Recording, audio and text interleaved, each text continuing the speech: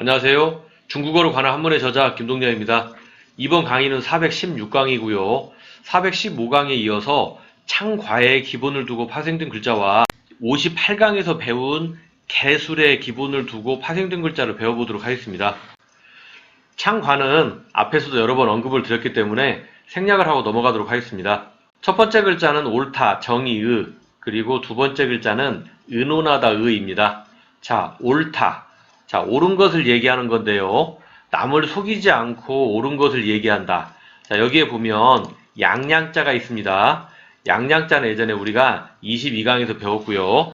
여기에서 양은 뭔가 선한 의미지, 거짓말을 하지 않는 옳은 뜻, 이런 의미로 사용이 된다고 보시면 되겠습니다.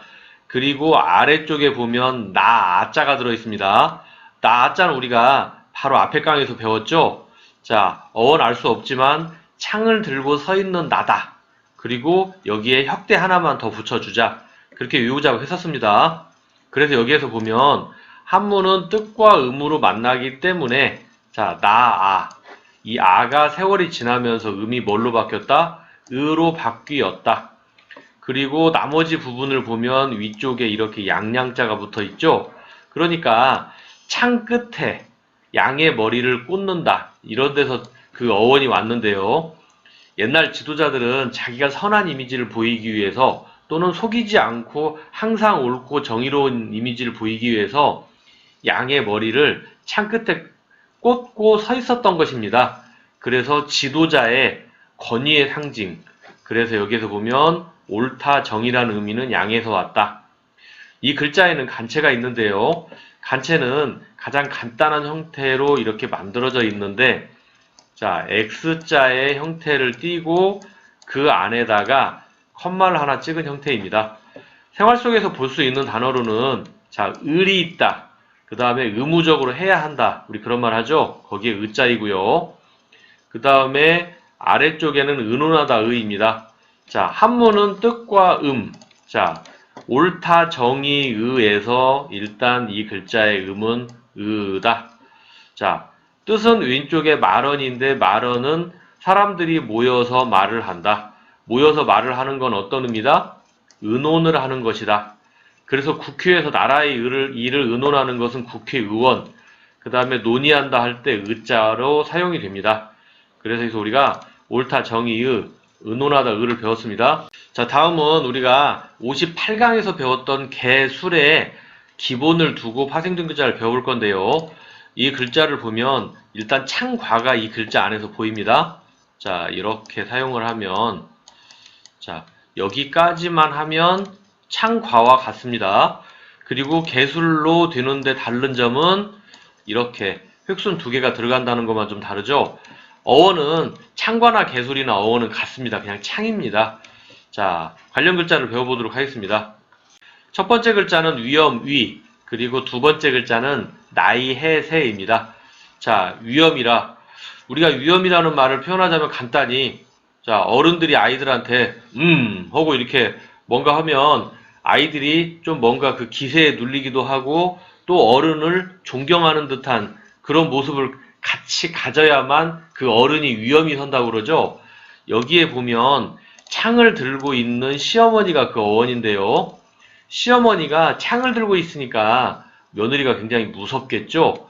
자, 이 글자가 굉장히 복잡해 보이지만 사실은 잘 뜯어보면 이 안에 이렇게 여자가 보이는데 이 여자는 누구다? 시어머니다. 자, 뭐를 들고 있다고 그랬죠? 그렇습니다.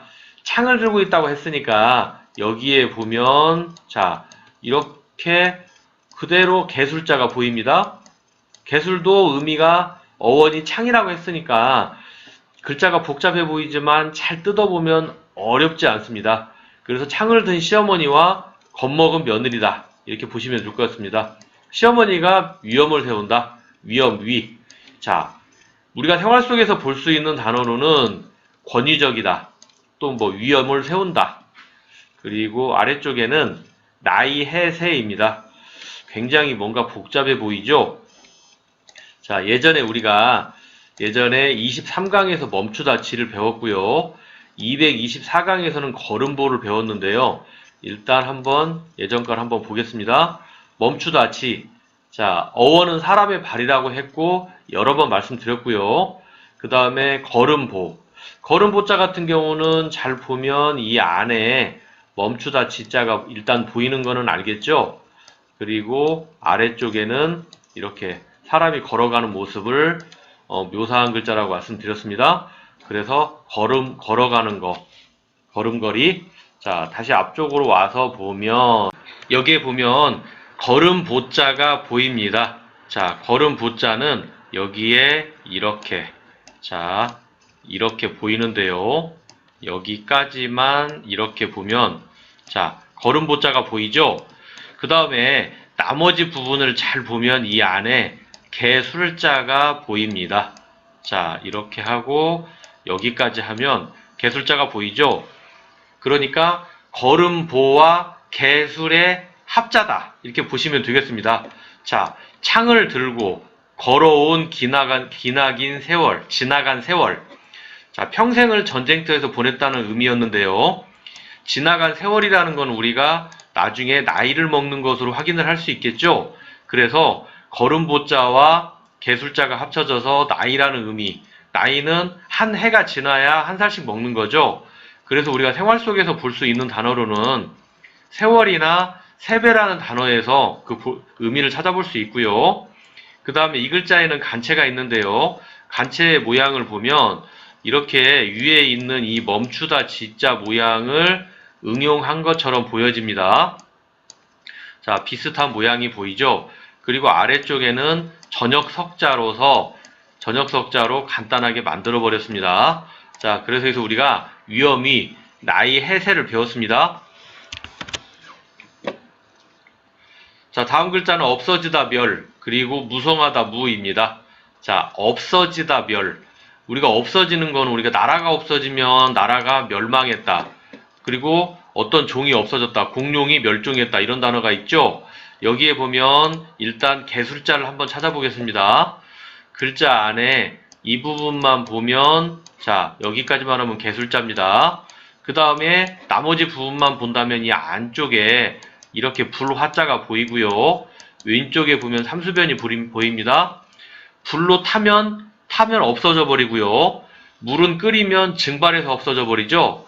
그러니까 이 빨간색 부분, 물과 불은 없어지는 거와 관련이 있겠구나라는 생각이 들고요.